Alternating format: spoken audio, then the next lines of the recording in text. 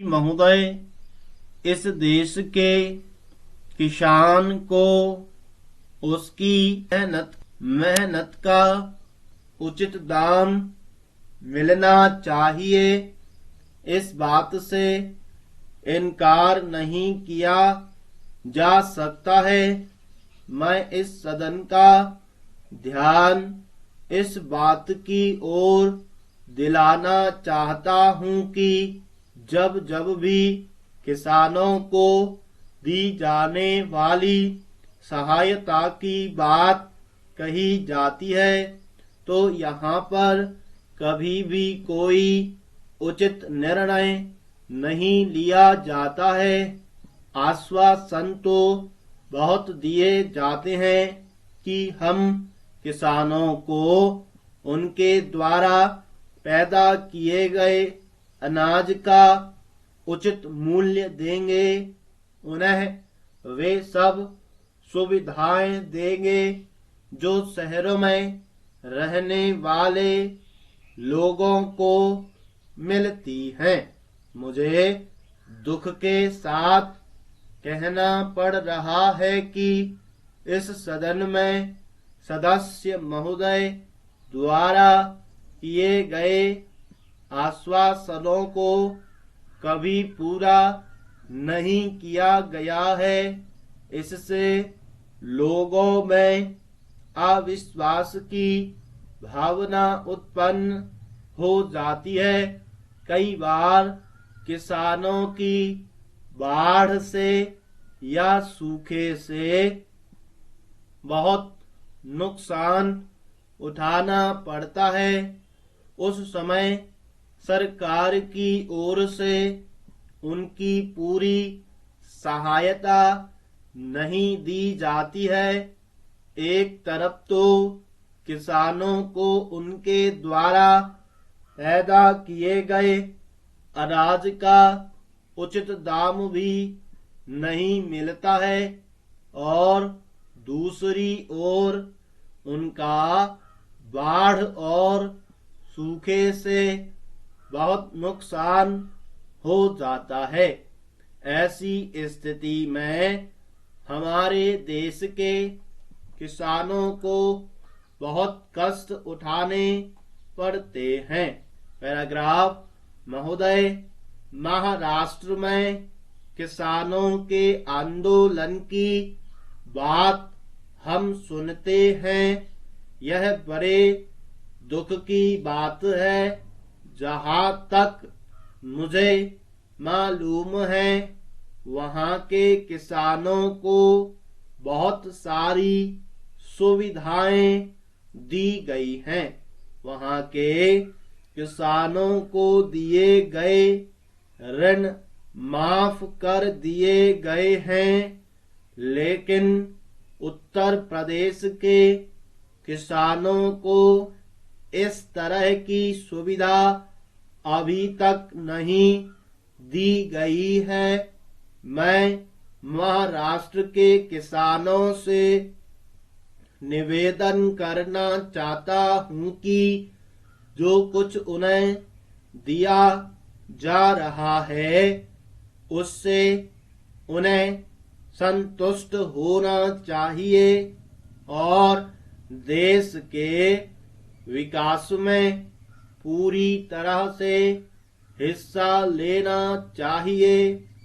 मैं कृषि मंत्री जी से निवेदन करना चाहता हूं कि देश के प्रत्येक राज्य के किसानों को दी जाने वाली सहायता के बारे में जानकारी प्राप्त करें और ऐसे उपाय निकालें जिससे किसी को भी यह शिकायत न होने पाए कि अलग अलग राज्यों में अलग अलग तरीकों से किसानों को सहायता दी जा रही है।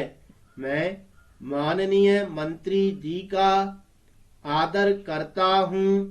मैं समझता हूं कि उनके दिल में किसानों के लिए पूरी जगह है, लेकिन उनके लाभ की योजनाओं को भी अच्छी तरह से लागू करना होगा। स्टॉप।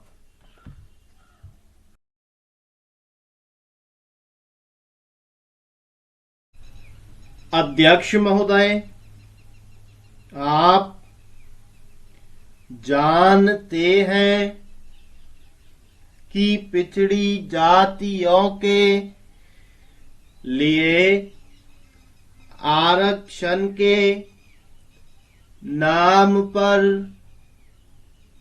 उत्तर भारत में जगह जगह तनाव की स्थिति पैदा हुई है।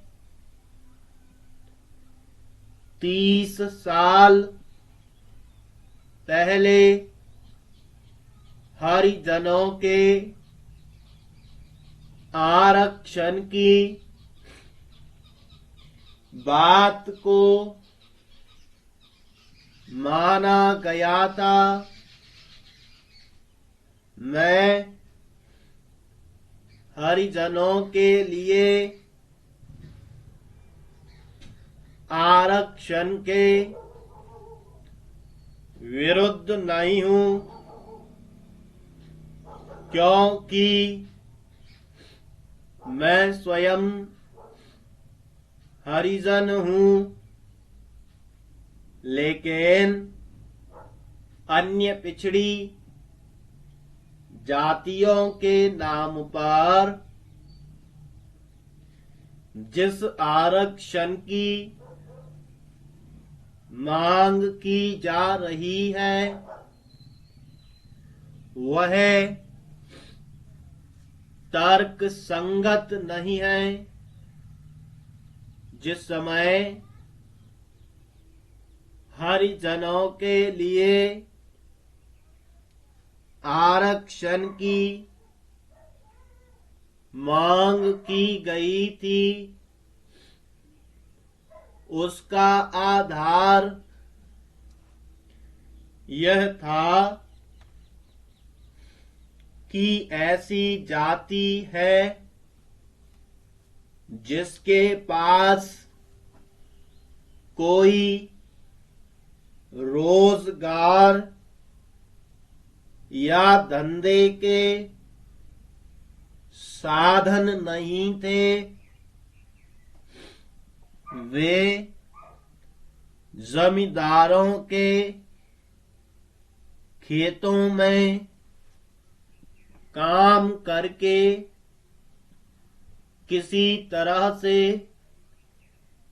अपने परिवार का पेट पालते थे। लेकिन आज पिछड़ी जातियों के नाम की जो सूची बनाई गई है, यदि उसकी जांच हो तो आपको मालूम होगा कि उनमें 5% भी ऐसी जातियां नहीं हैं जो किसी जमींदार के खेत में काम करती हों, दूसरों की कृपा पर निर्भर हूं। मैं चाहता हूं कि पिछड़ी जातियों के लिए आरक्षण की व्यवस्था करने से पहले इस बात की जांच कराई जाए कि कौन सी जातियां आरक्षण की हकदार हैं।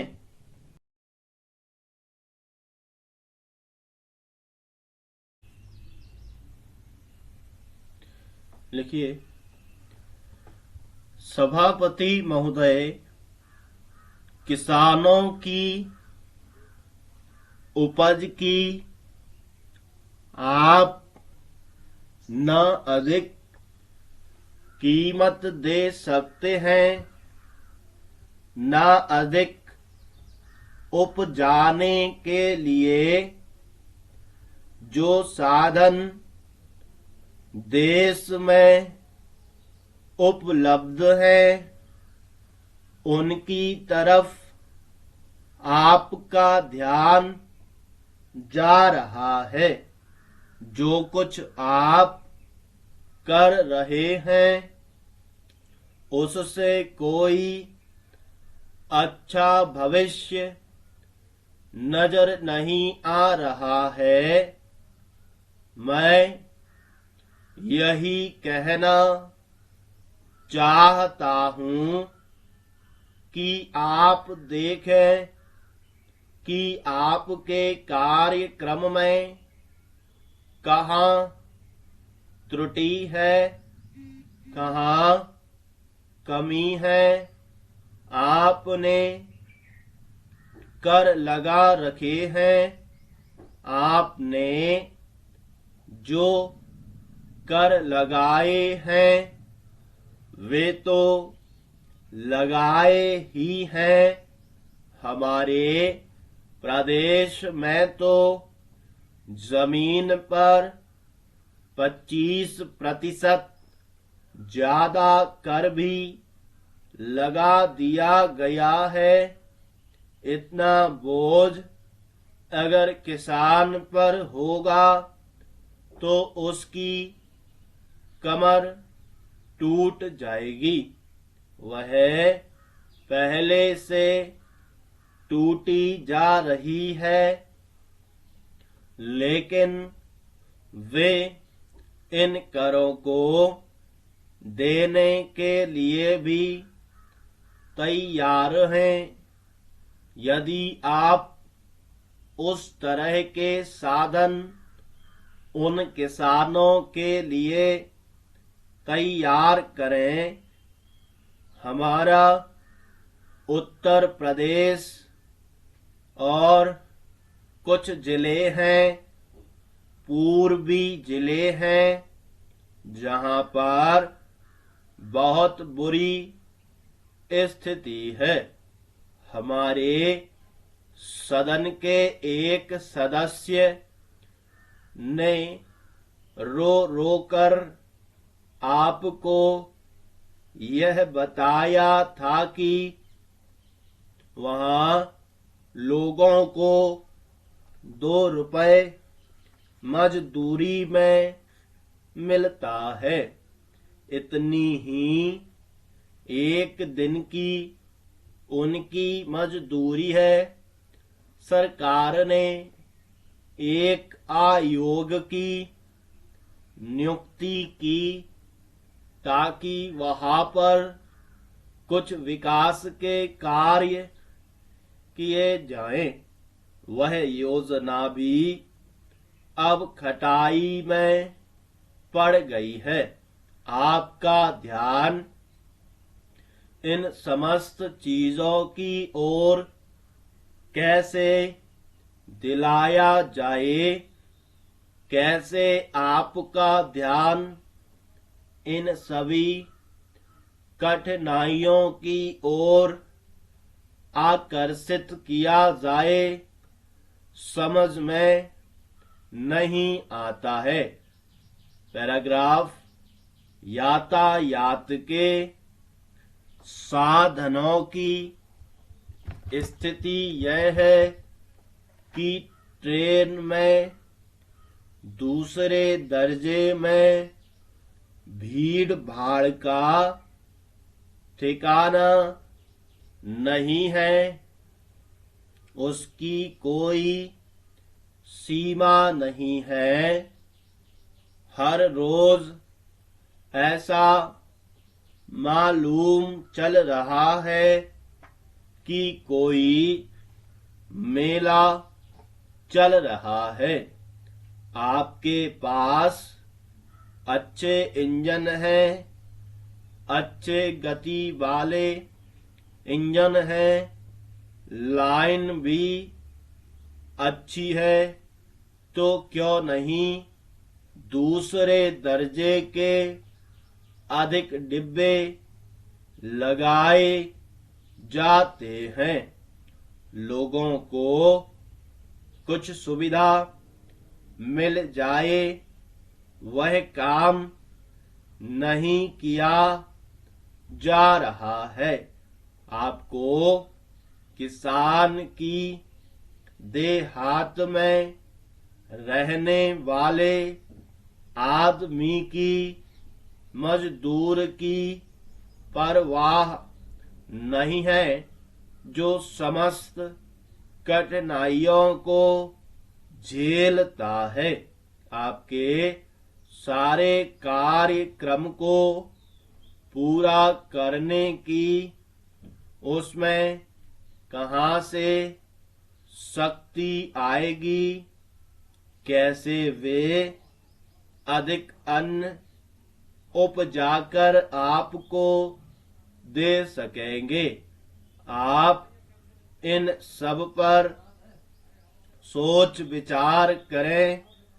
आपने बड़े बड़े फार्म बना दिए हैं, क्या उन्हें आपके फार्म से कोई लाभ मिल रहा है? स्टॉप।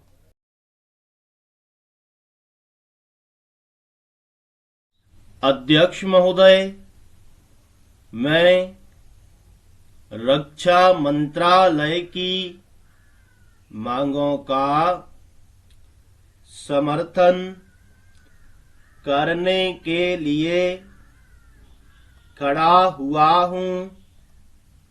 वर्तमान घटनाओं से पता चलता है कि संसार का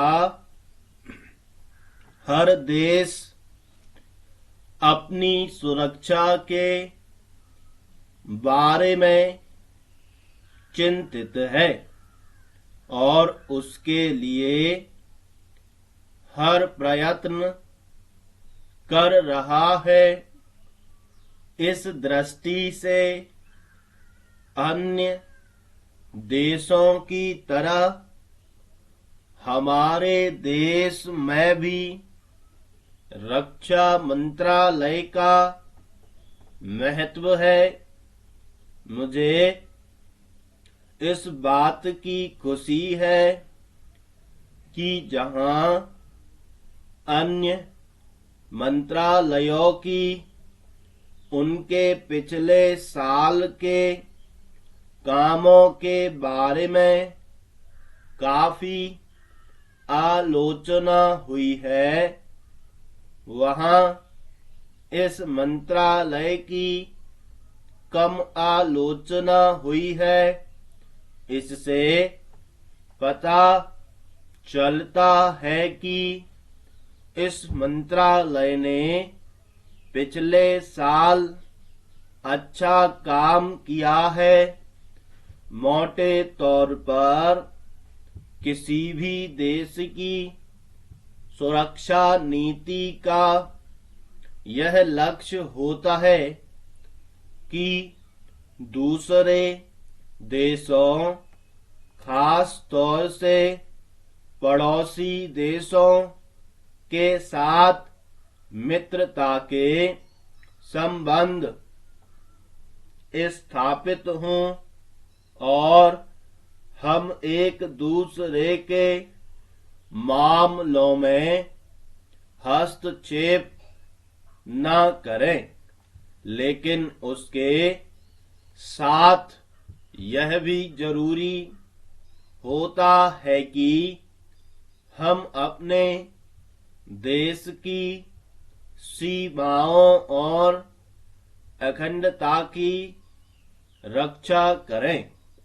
इसलिए हमारे देश का यह कर्तव्य हो जाता है कि हम अपने पड़ोसियों के कार्यों पर पूरी नजर रखें, क्योंकि आज तक हमारे देश पर जो संकट आए वे हमारे पड़ोसियों के द्वारा आए हैं।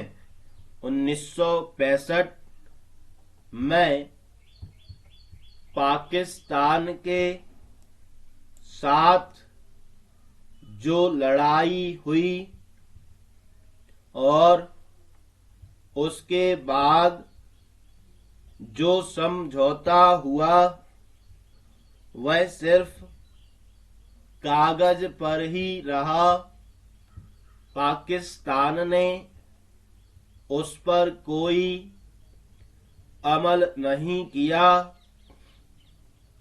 इस दृष्टि से बहुत जरूरी है कि हम अपने देश की सुरक्षा हर तरह से व्यवस्था करें। हमारा उद्देश्य दूसरों पर आक्रमण करना नहीं है, लेकिन यदि हम पर कोई आक्रमण करे तो हम में इतनी शक्ति अवश्य होनी चाहिए कि हम उसका डटकर सामना कर सकें। स्टॉप।